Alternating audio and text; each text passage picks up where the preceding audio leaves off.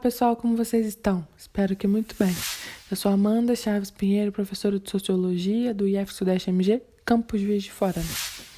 E esse vídeo a gente vai discutir a atualidade da obra de Karl Marx. Vamos?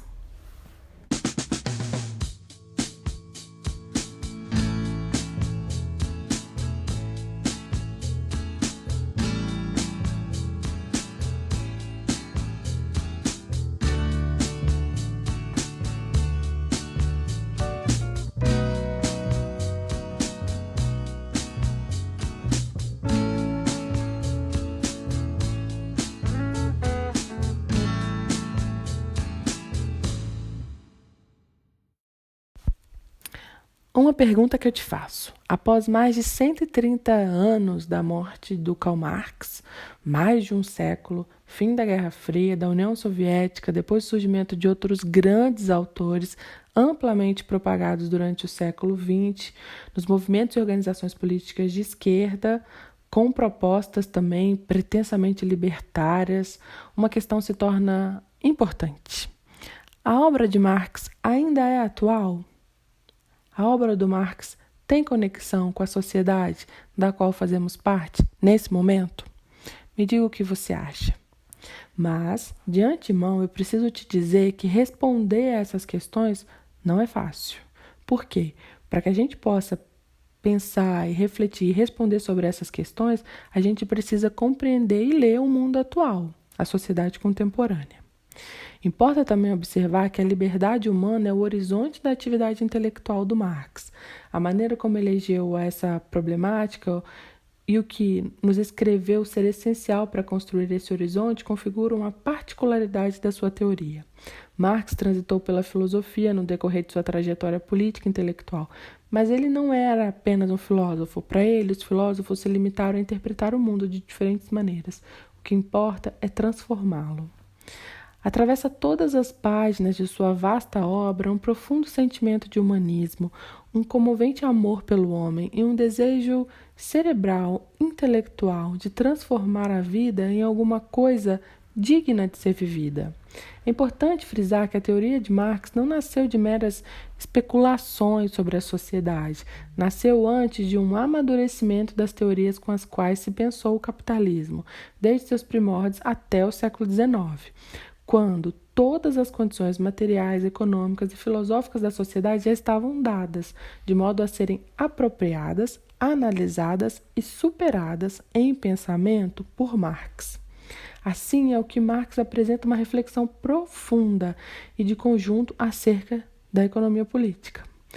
Para ele, o operário vende sua força de trabalho ao proprietário dos instrumentos de produção, empregando uma parte do seu dia de trabalho a cobrir os gastos do seu sustento, que é o seu salário, e a outra parte trabalha gratuitamente, criando a mais-valia, fonte de lucro e da riqueza do capitalista.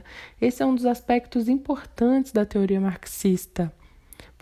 Pode-se dizer um dos mais importantes, que constitui matéria de sua vasta obra, O Capital. Porque Marx julga que não é possível entender uma sociedade sem estudar detalhadamente seus mecanismos econômicos, sendo o capitalismo, antes de mais nada, uma relação social fundada na contradição entre o trabalho assalariado e o capital.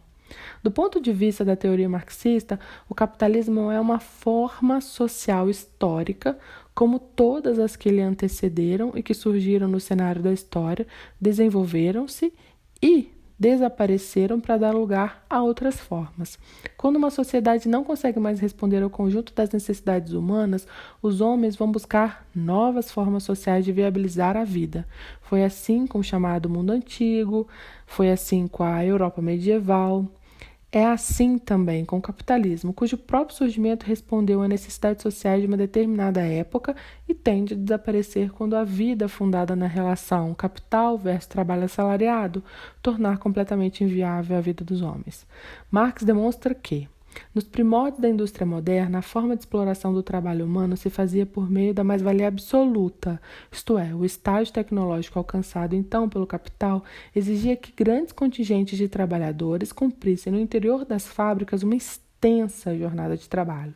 Na sua fase monopólica, a necessidade de fazer frente à concorrência do mercado internacional tem exigido dos setores produtivos a incorporação da ciência e da tecnologia cada vez mais sofisticadas na produção das mercadorias e cada vez mais rapidez na substituição do aparato produtivo.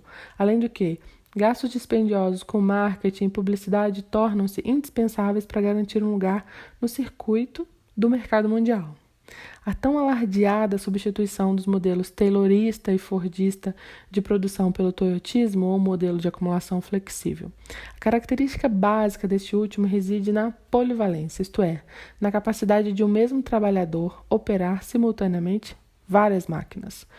As diversas operações do processo de trabalho sendo desenvolvidas por um só trabalhador permitem, por um lado, a dispensa de grande número de trabalhadores da produção e, por outro, o aumento de trabalho excedente para os que ficam.